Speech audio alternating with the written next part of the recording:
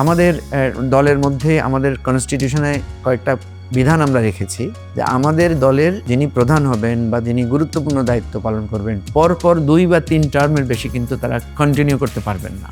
আমাদের দায়িত্বের মেয়াদ হচ্ছে 3 বছর করে, তাহলে উনি 9 বছরের বেশি কেউ সভাপতি পদে থাকতে পারবেন। এর বিভিন্ন স্তরে তাকে রিটায়ারমেন্টে যেতে হবে।